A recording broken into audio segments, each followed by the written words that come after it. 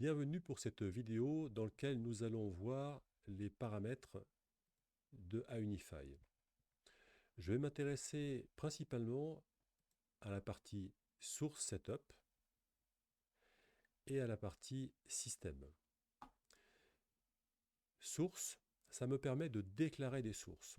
Donc ce que l'on voit actuellement, c'est exactement ce que j'ai dans l'interface utilisateur. Par exemple, si je regarde une caméra IP et que je l'édite, eh bien, j'ai les paramètres de ma caméra IP qui sont ici. Je peux évidemment ajouter des sources.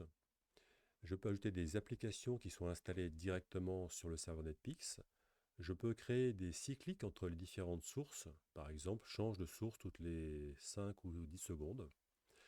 Je peux choisir de voir des PC sur lesquels on a installé Aunify Cast.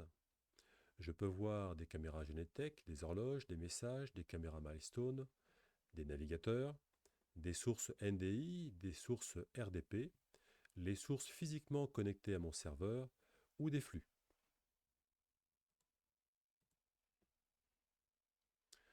En termes de scénarios, c'est à ce niveau-là que je vais pouvoir éditer mes scénarios ou les effacer.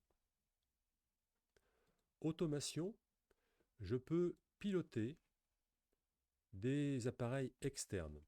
Layard a directement intégré les prises d'alimentation électrique GUD ainsi que des IO-Box Moxa. L'utilisation, par exemple, c'est d'avoir une box de contact sec sur le terrain.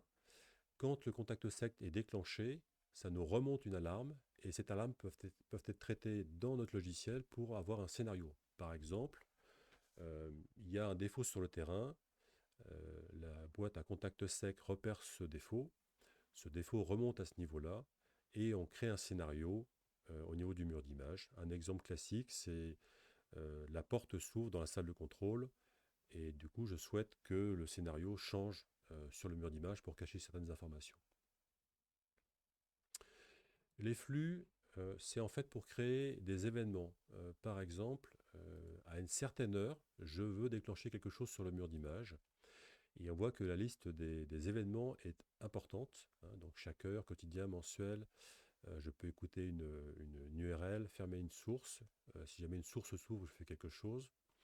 Si jamais je perds un signal d'entrée, je fais quelque chose. Et puis si j'ai ma fameuse boîte contact sec qui a un problème ou qui me remonte une alarme, je peux interagir. Et en fonction de tout ça, je peux ouvrir un scénario, envoyer une commande, etc.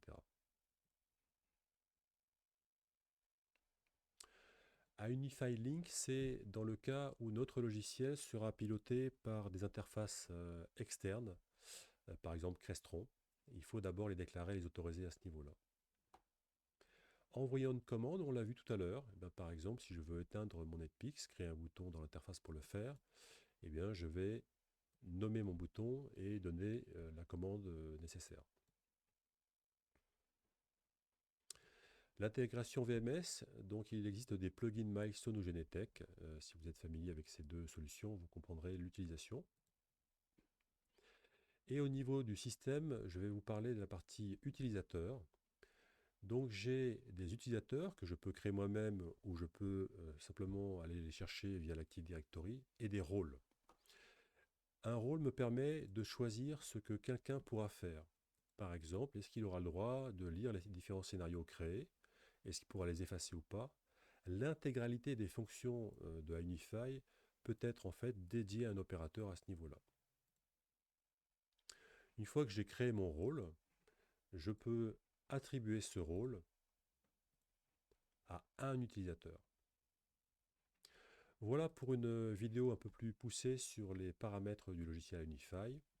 À bientôt.